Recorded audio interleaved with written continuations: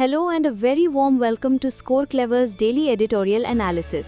मैं हूं नेहा, आपकी इंग्लिश लैंग्वेज कोच। और चलिए बिना किसी देरी के शुरू करते हैं द हिंदू के 24 सितंबर 2025 के दो सुपर इम्पोर्टेंट एडिटोरियल्स का ब्रेकडाउन। और हाँ, एक स्पेशल रिमाइंडर, इन एडिटोरियल से जुड़ी सारी इम्पोर्टेंट वोकैबुलरीज की प्रीमियम पीडीएफ हमारे स्कोर क्लेवर टेलीग्राम चैनल पर एब्सोल्युटली फ्री में अवेलेबल है। Link is in the description, so don't miss out. Alright, let's dive into our first editorial. इसका टाइटल है Right to State on Growing Recognition of Palestine. Recognition of Palestine is more than just symbolic. इसका मतलब है राज्य का अधिकार, Palestine को बढ़ती मान्यता पर। पैलेस्टीन की मान्यता सिर्फ सिंबॉलिक यानी प्रतीकात्मक से कहीं ज्यादा है। Let's begin. When the State of Israel was declared in Palestine on May 14, 1948, the US recognized it in just 11 minutes. जब 14 मई 1948 को पैलेस्टीन में इज़राइल स्टेट डिक्लेयर किया गया, तो यूएस ने उसे सिर्फ 11 मिनट में मान्यता दे दी। 11 मिनट मतलब मैगी से भी तेज। In the years since, most UN members extended recognition to the Jewish nation, which became a UN member in 1949. इसकी बात के सालों में ज़्यादातर UN मेंबर्स ने इस जूइश राष्ट्र को मान्यता दे दी, जो 1949 में UN का मेंबर बन गया। When the Palestine Liberation Organization यानी PLO declared a state of Palestine in 1988, much of the global south recognized it. जब Palestine Liberation Organization यानी PLO ने 1988 में पैलेस्टीन स्टेट डिक्लेयर किया, तो ग्लोबल साउथ के ज़्यादातर देशों ने इसे मान्यता दे दी। But powerful Western nations stayed away, with the position that recognition would come only as part of a negotiated two-state settlement. लेकिन पावरफुल वेस्टर्न देशों ने खुद को इससे दूर रखा। उनका स्टैंड ये था कि मान्यता तभी मिलेगी जब बातचीत से टू-स्टेट सेटलमेंट हो जाएगा। But this week at the UN General Assembly, the UK, France, Canada and Australia finally recognized Palestine. लेकिन इस हफ्ते UN General Assembly में UK, France, Canada और ऑस्ट्रेलिया ने आखिरकार पैलेस्टीन को मान्यता दे दी, which shows their fraying ties with Israel and diminishing faith in a coercion-free diplomatic process leading to a final settlement, जो दिखाता है कि इजराइल के साथ उनके रिश्ते खराब हो रहे हैं और उनका इस बात से भरोसा उठ रहा है कि बिना किसी दबाव के डिप्लोमेटिक प्रोसेस से कोई फाइनल सेटलमेंट हो पाएगा। For Palestinians, the western recognition could be seen as a diplomatic respite but comes too late. Palestinians के लिए वेस्टर्न देशों की ये मान्यता एक डिप्लोमेटिक राहत की तरह देखी जा सकती है, लेकिन ये बहुत देर से आई है। Gaza has been devastated by Israeli forces. Gaza को इजरायली फोर्सेस ने तबाह कर दिया है। Jewish settlements and Israeli checkpoints have mushroomed in the West Bank. West Bank में Jewish बस्तियां और Israeli checkpoints कुकुर मुत्ते की तरह उगाए हैं. And settler violence has displaced thousands of Palestinians over the past 2 years. और इन बस्तियों में रहने वालों की हिंसा ने पिछले 2 सालों में हजारों पैलेस्टीनियंस को विस्थापित कर दिया है। Israel's Prime Minister Benjamin Netanyahu openly declares that there will never be a Palestinian state. And Washington offers Israel unconditional support. Israel के प्राइम मिनिस्टर बेंजामिन नेतन्याहू खुलेआम कहते हैं कि पैलेस्टीनियन स्टेट कभी नहीं बनेगा और वॉशिंगटन इजराइल को बिना शर्त सपोर्ट देता है। Recognition may not have an immediate impact on the ground. इस मान्यता का शायद जमीन पर तुरंत कोई असर न हो। Israel's ruling कोalition is incapable of even ending the slaughter in Gaza, let alone discuss a to-state solution. Israel की जो रूलिंग कोalition है वो गाजा में चल रहे कत्लेआम को रोकने में भी नाकाम है। टू-स्टेट सोल्यूशन पर डिस्कस करना तो दूर की बात है। Yet this wave of recognition is not just a symbolic act. फिर भी ये मान्यता की लहर सिर्फ एक symbolic act नहीं है. It shows cracks in the post-1948 pro-Israel consensus in the West. ये 1948 के बाद से वेस्ट में इजराइल के पक्ष में बनी आम सहमति में दरारें दिखाता है। The UK played a decisive role in the establishment of the State of Israel. UK ने इजराइल स्टेट की स्थापना में एक निर्णायक भूमिका निभाई थी। France armed it in its early years and helped it build nuclear weapons. France ने शुरुआती सालों में उसे हथियार दिए और न्यूक्लियर वेपन्स बनाने में मदद की। These powers bear historical responsibility to find a solution to the problem they were a party to from the beginning. और इन शक्तियों की ऐतिहासिक जिम्मेदारी बनती है कि वे उस समस्या का समाधान खोजें जिसका वे शुरुआत से ही हिस्सा रहे हैं। और पैलेस्टीनियंस के पास अंतर्राष्ट्रीय स्तर पर मान्यता प्राप्त अधिकार है कि उनका अपना एक स्वतंत्र सोवरेन राज्य हो। If Israel does not stop the war in Gaza, which should be the first step, and continues with the settlements in the West Bank, Europe should impose an arms embargo on Tel Aviv. अगर Israel Gaza में युद्ध नहीं रोकता है, जो कि पहला कदम होना चाहिए, और वेस्ट बैंक में बस्तियां बनाता रहता है, तो यूरोप को टेल अवीव पर हथियारों का प्रतिबंध लगा देना चाहिए. Israel should be warned against annexing the West Bank, which should be treated as a red line. Israel को वेस्ट बैंक पर कब्जा करने के खिलाफ चेतावनी देनी चाहिए, जिसे एक रेड लाइन माना जाना चाहिए.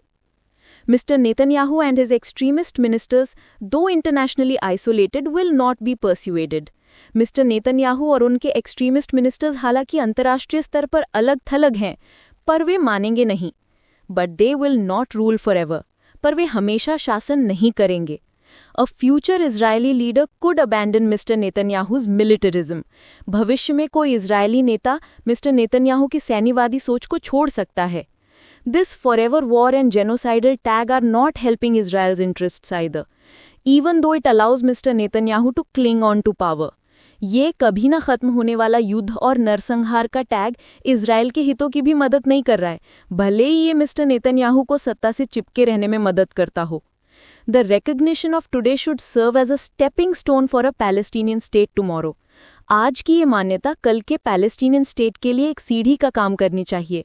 That is the best chance for peace for Palestinians, Israelis and West Asia. Palestinians, Israeli और वेस्ट एशिया में शांति के लिए यही सबसे अच्छा मौका है.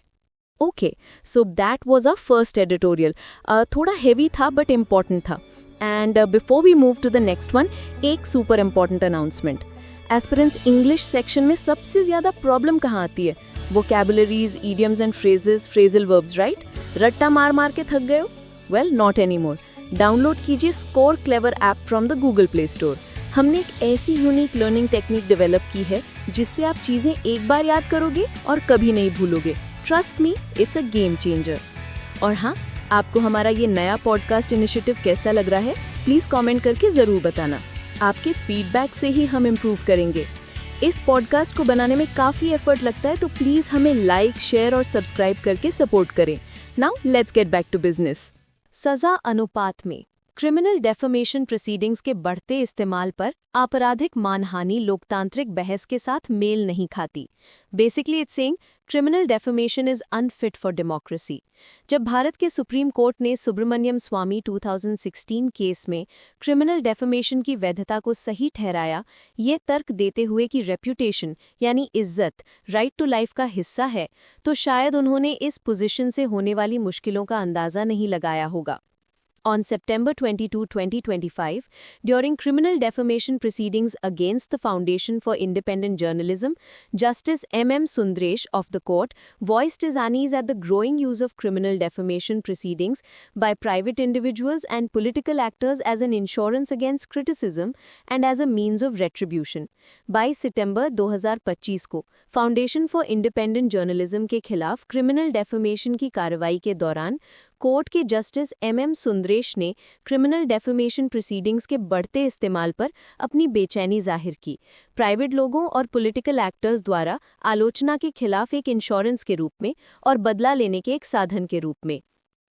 His observation echoes a broader judicial anxiety expressed in recent proceedings against Rahul Gandhi, Shashi Tharoor and other public figures that the law is being misused. उनकी ये ऑब्जर्वेशन हाल ही में राहुल गांधी, शशि थरूर और अन्य पब्लिक फिगर्स के खिलाफ हुई कार्रवाई में व्यक्त की गई एक बड़ी न्यायिक चिंता को दर्शाती है कि इस कानून का दुरुपयोग हो रहा है. Criminal defamation proposes imprisonment for speech that injures reputation, a remedy disproportionate to the harm caused. Criminal defamation में रेप्यूटेशन को नुकसान पहुंचाने वाले भाषण के लिए जेल का प्रावधान है, जो कि हुए नुकसान के अनुपात में कहीं ज्यादा बड़ी सजा है. Unlike physical harm, reputational injury can be addressed adequately by monetary damages और इंजंक्शंस. शारीरिक नुकसान के विपरीत रेप्यूटेशन को हुए नुकसान की भरपाई मॉनेटरी डैमेजेस यानी पैसों के हर जाने या इंजंक्शंस यानी अदालती रोक से की जा सकती है. While protecting dignity may justify strong safeguards, protecting reputation seldom warrants criminal punishment. जहां dignity यानी गरिमा की रक्षा के लिए मजबूत सुरक्षा उपाय जायज़ हो सकते हैं, वहीं reputation की रक्षा के लिए criminal punishment शायद ही कभी ज़रूरी होती है. Since 2016, criminal defamation has become a tool of intimidation. 2016 से criminal defamation डराने धमकाने का हथियार बन गया है. Editors of The Hindu face such cases under the Jayalalitha government and Mr. Gandhi over remarks about political leaders, with trial courts issuing summons that required the court's intervention. The Hindu के editors को जयललिता सरकार के तहत ऐसे मामलों का सामना करना पड़ा और मिस्टर गांधी को राजनीतिक नेताओं के बारे में टिप्पणियों पर, जिसमें ट्रायल कोर्ट्स ने ऐसे समन्स जारी किए कि सुप्रीम कोर्ट को हस्तक्षेप करना पड़ा. The tendency of the lower judiciary to issue summons without weighing the threshold of defamatory speech has aggravated the problem. Naturally, अदालतों की defamatory speech की सीमा को परखे बिना समन्स जारी करने की प्रवृत्ति ने समस्या को और बढ़ा दिया है. The law has also become an instrument of propaganda.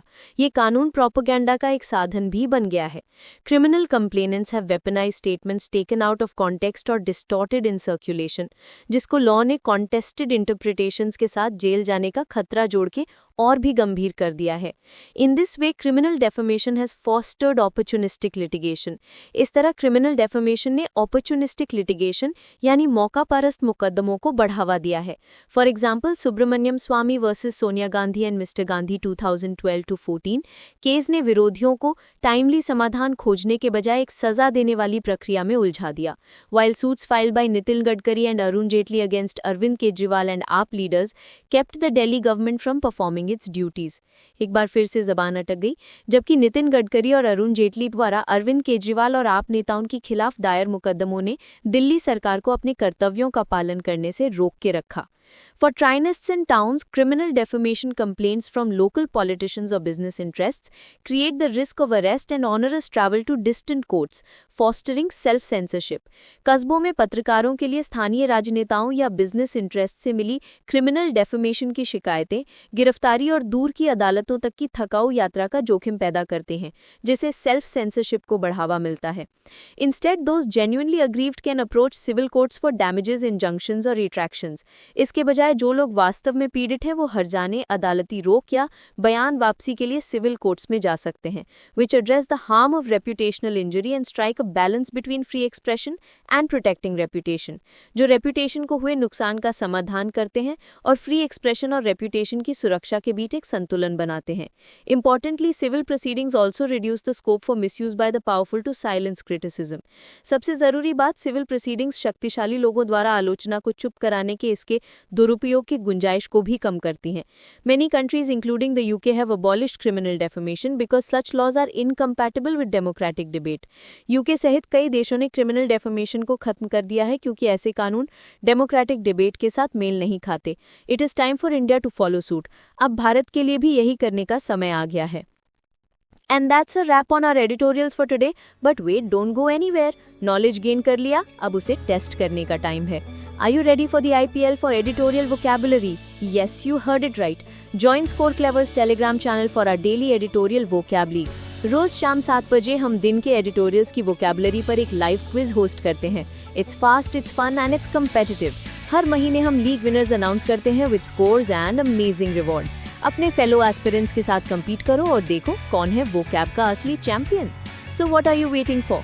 The link to join our Telegram channel and the vocab league is in the description below. Click it right now.